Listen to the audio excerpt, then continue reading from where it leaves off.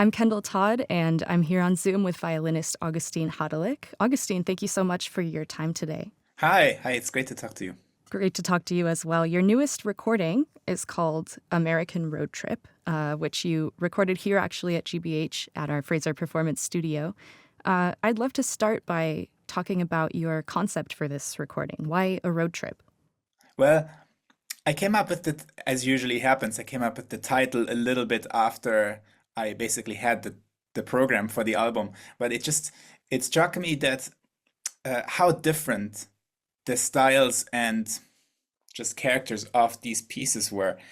I think recording an American album is in some ways a bit different from like a French album or a Czech album or a Russian album, where you feel like all the composers have a relationship somehow to one another, like they influence each other and are part of the same musical tradition. Whereas in America, I felt like some of these composers really came from different planets, kind of, and and it felt to me like a road trip. It's not necessarily just, I mean, they all lived in different places too, so you can think of it that way, but it's also like stylistically like a road trip going from one composer to another, and really it's kind of a different world and worldview and mood, and like climate of the music in a certain way. And I think this is something special and unique about American classical music, that, like the country itself, it is kind of a melting pot of so many different ideas and cultures and influences. And I think the American classical music is a reflection of that.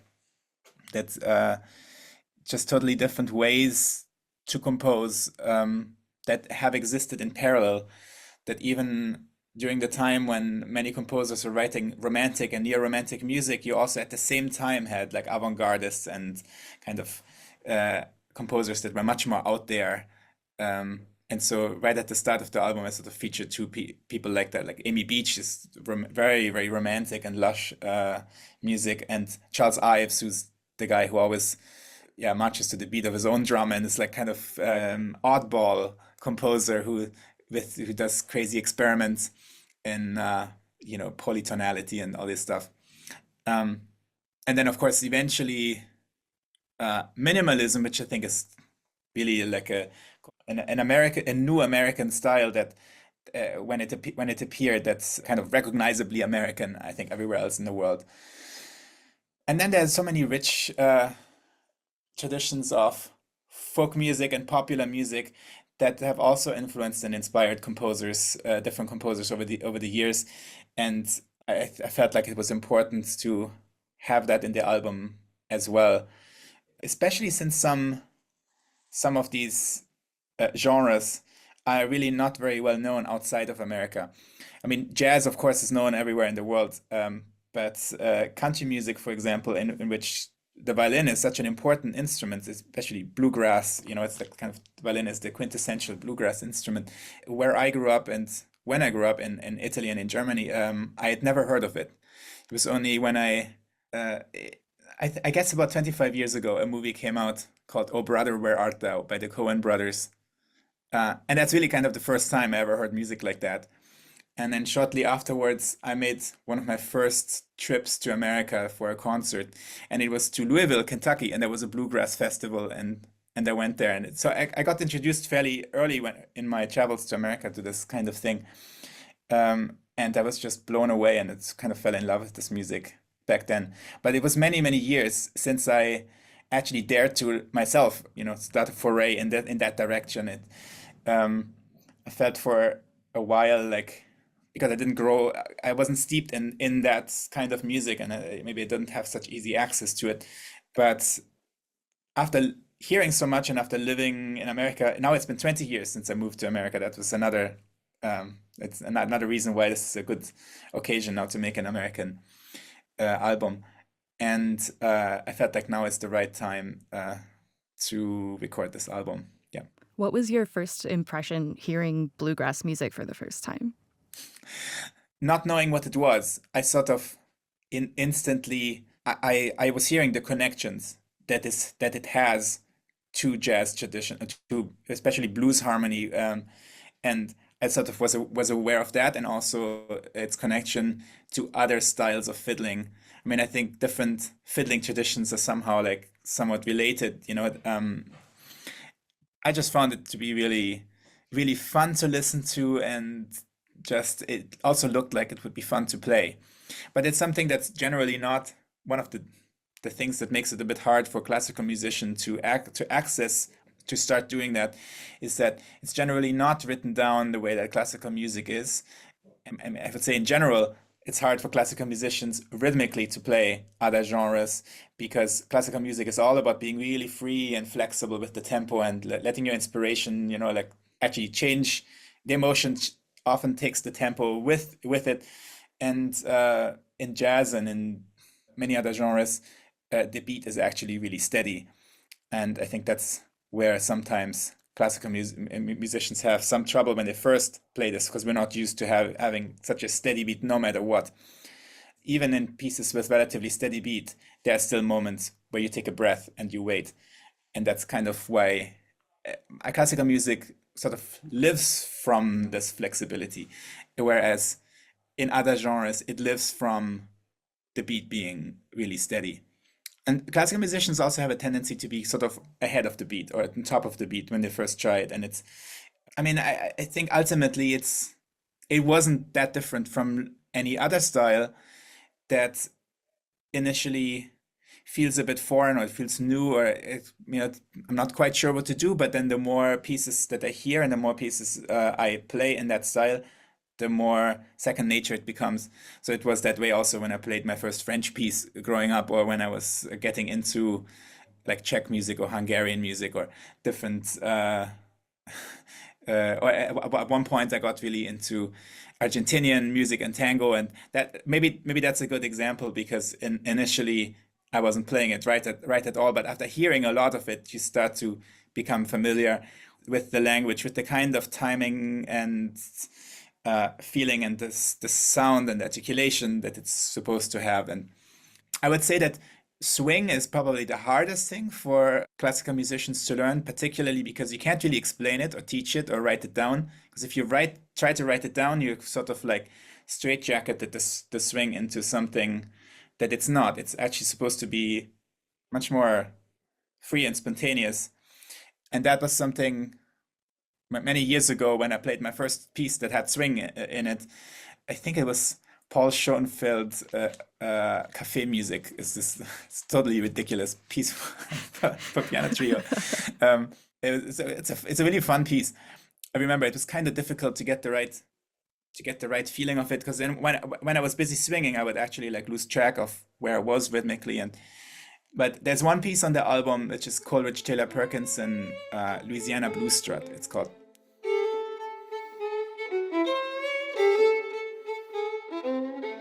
This piece is, I think, particularly difficult rhythmically.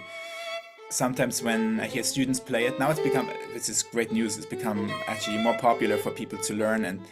But oftentimes it's the rhythm that's the hardest thing with it because you're supposed to swing, but you actually have to keep switching the swing on and off because there are a lot of it's not actually straight up blues. It's composed with like very intricate kind of rhythms nestled into it within one another, and some of these syncopations only work when you're not swinging. So you sort of have to work that out, and you don't really work it out, by looking at the music. You sort of have to work it out by playing it and thinking, does this feel right? And listening back to yourself and is in some ways, I think, rhythmically one of the trickiest things I've played because it's like another level. It's not just swinging,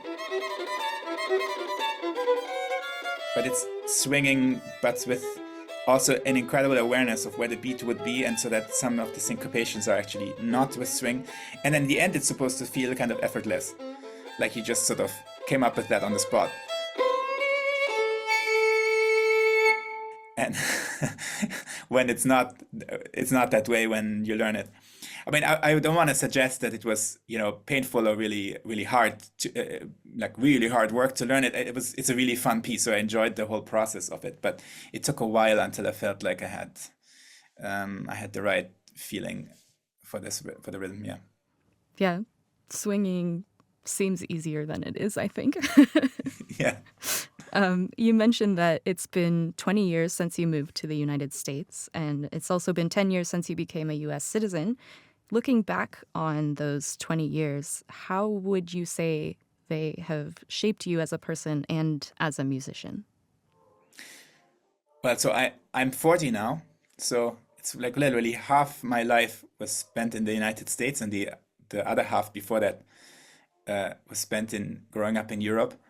Um, I mean, of course, it's not such a neat separation because I've constantly traveled in Europe also after moving to the US, and I came to the US before I moved there, but I'm just a totally different person now than 20 years ago. So I would be a very different person if I hadn't gone to the US. I think it was in some ways for me at the time kind of a new beginning. As it is if you immigrate to another country, it's like you just like you close one chapter and start another chapter in your life. But I wasn't thinking of it as moving permanently at the time. I was just gonna come to study, and I was excited to go to New York and live in a big city because I grew up in the Italian countryside, which is very pretty, but also sometimes as a teenager, maybe you feel like there's not much going on, so you kind of excited about the big city. And but then I ended up really starting my professional career in the US because of the Indianapolis violin competition, which was in 2006. So after winning that competition, suddenly had concerts in the US, and I was like, well, I'm not going to move back now because that doesn't make any sense. All my concerts are here. And then before I knew it, I just my life was there, all my friends, and it just basically felt like home. By the time, so yeah, 10 years after I arrived, I became a citizen. It felt like the natural thing to do, as I thought I don't want to leave here. Although I'm happy that nowadays I also perform in Europe, and funnily enough, because my career started in the US, and only later did I start playing a lot in Europe. In some places where I play now, I actually played as a child because when I was a child, I had a bit of sort of a small prodigy career because it was that era when people were excited about prodigies playing the violin. But they often don't know that I was there before, like the 30 years before I was, I played there, 25 years before. And sometimes also they don't know that I speak German, so they'll speak to me in English and ask me to play. Oh, would you like to play the Barber Concerto? And I like it, offer me American music, and so I'm kind of the American now presenting American music in Germany when it was sort of the other way around 20 years ago that I was the German musician visiting the US, and I would be asked to play, of course, Mendelssohn and Beethoven, and so it's funny how these things go. I mean, ultimately, it's a mix of all these places, that have shaped me, and I am in many ways very German, but also I feel at home in America, and I have become much more American. And people that I've known for my whole life, they say, "Oh, you've become so American, and you talk like an American now." Um, and then Italy has always been originally my home. So when I thought of home and tried to picture home, it was always olive trees, and cypresses. It wasn't. I don't know what would be the German equivalent. Actually, like I don't know, gray skies and I don't know. No, Germany can be very pretty too, but it never quite felt like my original home, even though culturally I'm more German than Italian. Yeah. Your collaborator on American Road Trip is pianist Orion Vice, and something that he said in one of your promotional videos that you released for this recording was that some of the music was like so difficult that you really had to convince him that it was worth doing for this album. Can you tell me about how those conversations went and how you ended up shaping this album together? Well, this is a common thing that happens when you agree to learn a new piece and then you open the music and you're like, oh no, it's really difficult. And you're like, oh, do I really have to? I mean, this is something that we all go through as musicians. And I had for years, I've known Orion for a long time, like 15 years. And we've played many times together and also played concert tours together. And I'd been talking to him for quite a while about, oh, there's this awesome piece by Stephen Hartke called Netsuke, and I really love it. And sometime we should play it. And she's always like, yeah, yeah, let's do it sometime. But then when I said I want to do an American album, I really want this to be on it because I didn't want it to be all short pieces. Then it becomes kind of like a sort of lightweight collection of little bonbons. When I wanted some pieces that had a bit more, were a bit larger, a bit more weight, and a bit more daring and modern as well to kind of counterbalance everything. And he said, "Yeah, great." But then when he started listening to it and started learning it, yes, he was like, oh, do we really have to play this piece? Because it is, I think the problem of this piece is that the first movement is rhythmically so incredibly difficult. It's like absurdly difficult when you look at when you first look at the music. You're like, are you kidding me? How are you supposed to? There's no bar lines and things suddenly like the instruments start being off by just like a tiny little 30-second note. So it's like these barely perceptible amounts that we have to start to be apart and keep that independently, keep counting independently of one another. And but it's also an incredibly short movement. It's like 2 minutes long or something. And so I told him, no, look, listen, look at the other movements. And then he was like, oh yeah, well, those are really fun. And I think the first movement is fun too, but it's to listen to, but to learn it is you probably spend maybe half your time when you rehearse this piece on those first 2 minutes, and the other half on the other 17 minutes or whatever however long the piece is. And so the first impression was like, this is unplayable. But no, I talked him into it, and it was all very good natured. It wasn't a fight. It was just kind of he was like, oh, do we really have to learn this? But it's a wonderful piece that's so descriptive. I guess some parts of it sound American. You can tell he's an American composer because it's one movement that's a bit jazzy, but um, it's actually inspired by these Japanese miniature sculptures called netsuke, and he took six of those sculptures and tried to really set to music like that scene.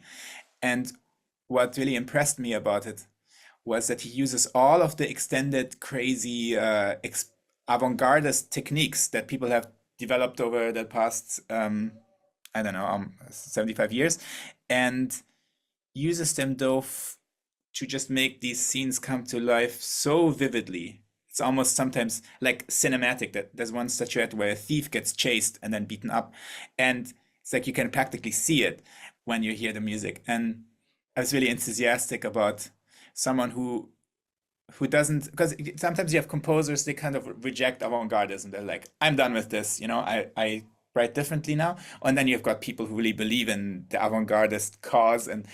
But actually, I think the way people increasingly write now, and the way they should write, is that they say we can use all of these things we've learned and all these experiments and these techniques with which we've enriched our vocabulary, but to write music. It's no longer about I'm trying this new thing. Now it's about I want to describe like a little monster that eats nightmares and that hides under the bed. And so I'm going to use these extended techniques and the scratch tone and this and that and this and that. And you can picture it, when you hear it. And I felt like that's exactly sort of what I want to see from composers. I'm always convinced of a composer when I feel like there's nothing random in a piece, that every note is kind of where it should be, and you can't change any of the notes. Like that it wouldn't work. And not all new music is like that. Sometimes you see a piece and you're just like, I don't understand. Like you could put these notes in a different order, it would feel the same. With Stephen Hartke, I feel like everything is just there, but he does write music that's really, really, really, really hard. And also when I looked at other pieces of his, he doesn't shy away from writing things that are hard, and so that explains why not too many people have learned this piece so far.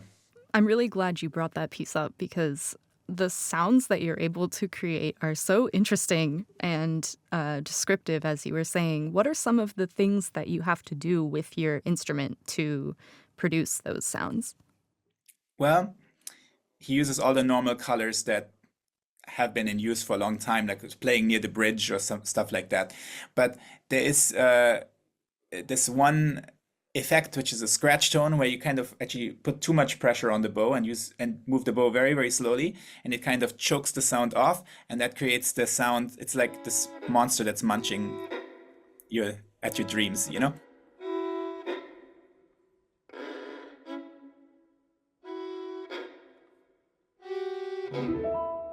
There's another thing which kind of imitates a seagull sound. It's something you do with harmonics by sliding harmonic down, but you do it in a way that you, normally you would, well, this is getting very technical, but normally if you have a harmonic that you play very high up and it slides down, you would have to increase the distance between the fingers um, because of how the violin is built. But if you don't do that, then it will sort of jump pitches and it kind of sounds like a seagull.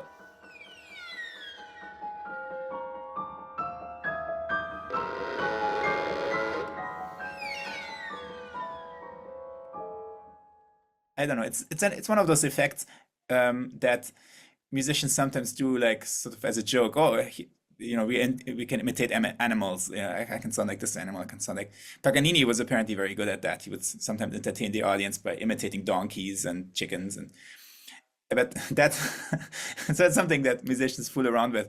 But in this case, it's also kind of it's sort of an eerie sound of that is it's a good monster. It's not one that we have to be scared of because it eats your nightmares. We're happy it's under the bed to help us out. Um, there's yeah, there's one movement that's the most Japanese sounding one. It's called Tanuki playing the samisen, where Tanuki is this kind of raccoon-like character from Japanese folklore, folk tales, and he's playing this instrument. So Orion Vice, who I was playing with, he has to use a large wooden hammer to play the strings inside the piano. It kind of sounds like a gong because you really hear the resonance inside the piano of that impact. So it's a very cool sound.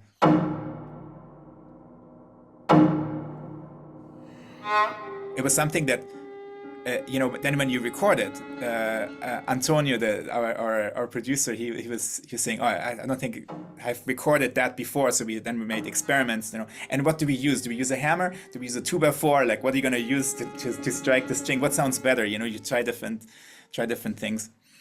And also at one point I have to use a guitar pick, which was quite fun. It's not harder really than plucking with your finger. It's just a little bit different, but it's actually very bad for the strings.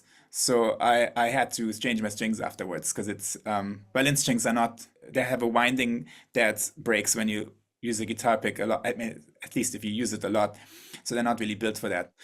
It's fun to it's a fun kind of experimentation also, but then what I love about it is it's not just experimentation. You're trying to create a specific feeling, and if you really nail it, then you feel like you're there in the scene, like that this statue describes.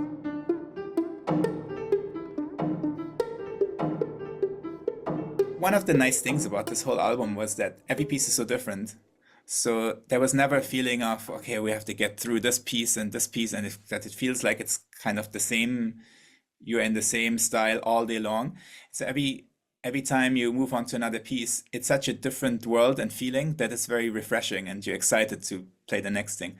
So I would say it's maybe the most fun that I've had working on a full album, just because it's just so much variety and a lot of the pieces are so much fun too.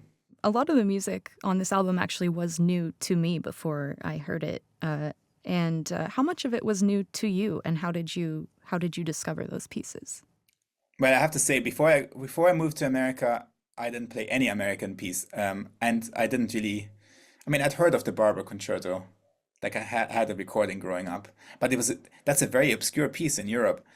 And after I learned it and I played it in Germany for the first time, they were like, "Where did you find this Barber Concerto?" They imagined I'd found it in some attic, like, it's one of the most famous pieces, like so mainstream. So I don't know. There's a problem that American music is not as established and well known outside of America as it should be. But it's true that some of the pieces on this album are also not so well known in America either. So I guess some of them I started playing quite a while ago. I probably heard John Adams' road movies for the first time maybe 10 years ago, maybe more than 10 years ago, actually. James Ennis, I heard him play it, and I just really loved the piece and was thought one day I want to play it. And eventually I learned it, and it was one of those things that I think it's often the case with John Adams that at first feels really, really hard, but then actually when you play it for a while, for me it's a very joyful experience to play it. You can kind of get into the zone of this constantly moving motor in the piece, and it's very fun. So that I've played for a while. The Ives Sonata number 4 I learned quite recently. Some of the pieces on the album I learned about 4 or 5 years ago. I made an effort in 2020 to kind of just look at music by Black composers, and the Coleridge Taylor Perkinson piece, and also there's a piece by Daniel Bernard Roumain called Filter on the album, which is kind of an homage to Jimi Hendrix. And both those pieces were on an album by Rachel Barton Pine that she had recorded of music by Black composers. And she kind of helped me out where to find the music. And I mean, I looked through a lot of different, like a whole huge pile of music, and learned a bunch of pieces. But those were two pieces that I felt like I'm not going to stop playing them. I want to keep playing them, and especially the Perkinson I played as an encore so many times, and just kind of it kept growing on me. I felt like it's his violin writing is a bit like reminds me of Eugène Ysaÿe, but if Ysaÿe grew up with blues music, kind of that's kind of what he would have written, and so I totally fell in love with that. Then there's another kind of unusual find, which is by Eddie South called Black Gypsy.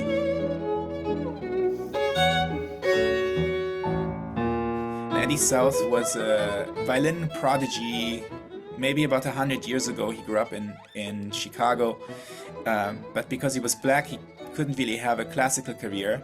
Naturally, growing up in Chicago, he played in jazz bands and kind of was, familiar with that whole tradition, and kind of that became his career. And he spent a lot of time traveling in Europe as well, and got to meet Django Reinhardt, who's, the creator of what's called gypsy jazz. And then Eddie South brought those influences back with him to America, and he's a very interesting jazz musician who made a lot of cool recordings. But it's extremely hard. Those pieces of his that are compositions, like this piece, Black Gypsy, that are actually written down, it's really hard to find the music because it's been out of print since the 30s, basically.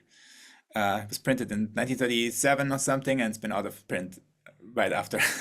So finally, I found a string quartet in San Francisco called Quartet San Francisco, who had recorded an album of Eddie South's music, and they had gotten their hands out on photocopies of some of these things, and that's become also one of my favorite encores. It's a wonderful piece. I already mentioned the Stephen Hartke. I probably heard for the first time about 10 years ago. Actually, it was Midori who told me about it. I think I was talking to her about different exciting new music pieces, and she said, "You should really hear this. This is really something special." And when I listened to it, I was determined. Okay, I got it. Sooner or later, I have to play this. But I think it was maybe 5, 6 years ago that I first played it. So over the years, sort of these pieces have slowly joined my life, and actually now when I was brainstorming the program with Orion, we realized we actually had way too much music. We could have filled two CDs, and had to throw some really interesting stuff out that would also have been good. But we sort of like kept the stuff that I felt like it has to be on the album. There's no way we can do without. And then we're talking about how long can the CD be? CDs now can be like 83 minutes, or maybe it can be quite long. It's no longer 78 minutes. So we're like negotiating on the length, and like, can we still keep this other piece in? But I kind of wanted, actually, that was a conscious decision. I sort of wanted to stay away from the most obvious stuff. Okay, we have some obvious stuff. We have because it's wonderful.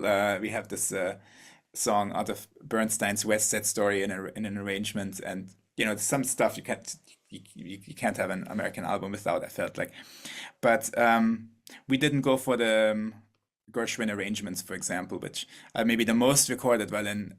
I don't know if it's the most recorded, one of the most recorded American violin pieces for violin and piano, that these high fits arrangements. I just decided like everyone else's American album already has them, and I thought we have so much stuff that's so great that I want everyone to hear, and that's maybe I also have like maybe more of a connection with.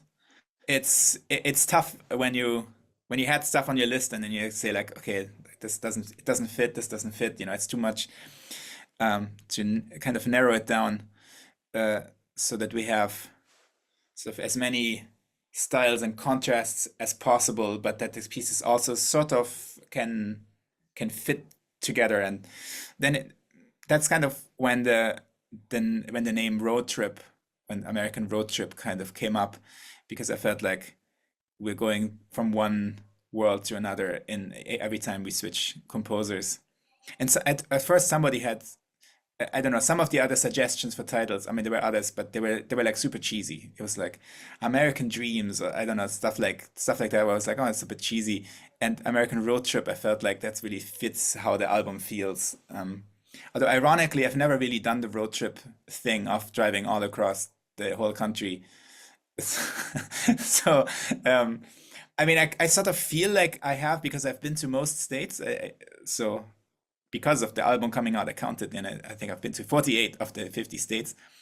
It's just I haven't found a place to play in North Dakota and South Dakota yet. But but I've been everywhere else. So I sort of feel like as if I'd been on a complete road trip, but over the last 10 years or something. But no, I've never actually gotten in a car and driven all across. Do you want to? From what I don't know, from what I hear, there are also large stretches that are kind of boring, right? Because it's beautiful, but then doesn't change, or it's large parts of the country are so flat, and I don't know if it is a long time to spend to spend in a car. But yes, maybe one day. I hear that it is a special experience that's like worth doing. So yeah. Maybe someday. Speaking of the piece Filter, where you play in the style of Jimi Hendrix, how do you get into that headspace to play like a guitar solo on your violin? Yeah, well, it's kind of fun to push yourself to try to make a sound that you've never, or like somehow play in a style that you've never tried before. And at first it was a bit tricky. It was, I mean, through experimentation, like how can I get it to sound more like that? One of the things I mean, the reason why it's called filter is because there is this effect where you start bringing the bow closer and closer to the bridge until it's on top of the bridge, and then you push it the other way until it's on top of the fingerboard, which when it's on top of the bridge, you hear like a lot of high overtones, and eventually all you hear are the shrillest overtones. And when you go on the fingerboard, you're sort of like actually dampening the high overtones. So it kind of imitates these high pass and low pass filters. Like if you have a dial and you turn it all the way to the high frequencies and all the way to the low ones.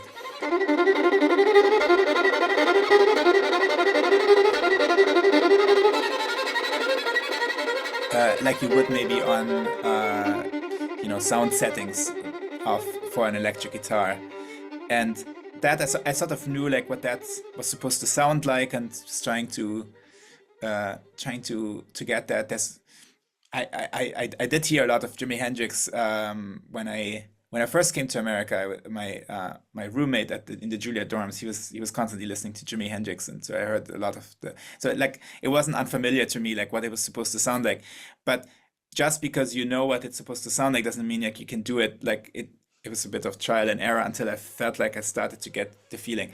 Of course, it'll always sound like a violin and not an electric guitar, but you can get some of the same sort of intensity of the sound, that the vibrato kind of like starts to like distort, or that the sound is really quite extreme in that way.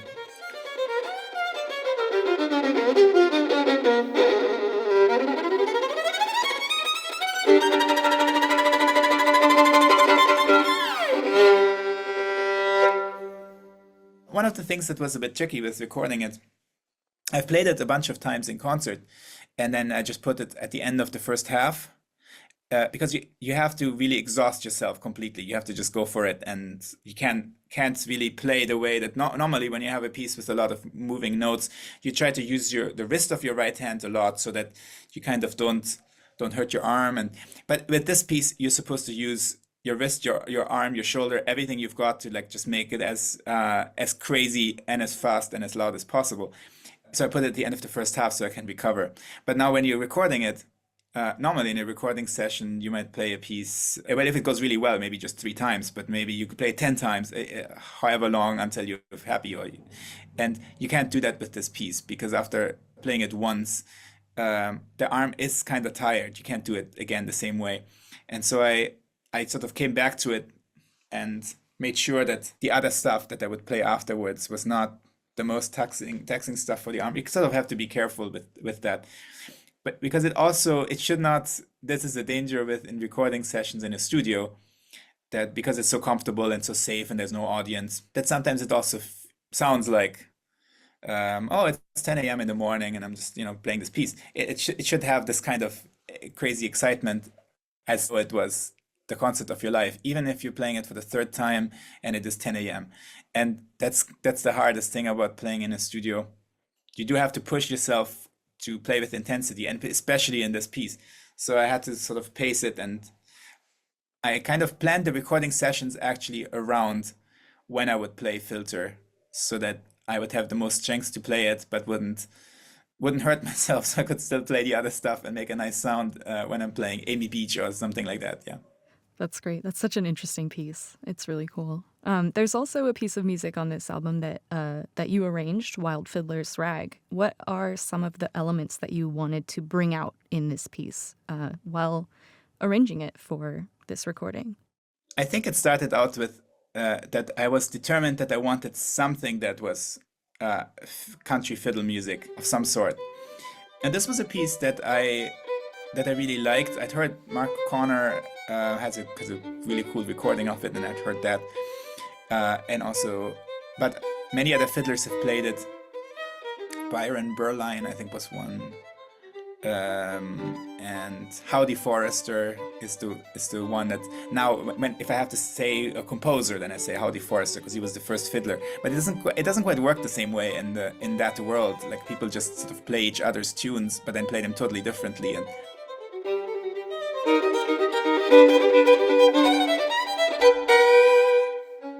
so I think it was last year that in the summer I felt like, oh, I need a new encore and I want to finally get into this Wild Fiddler's Rag.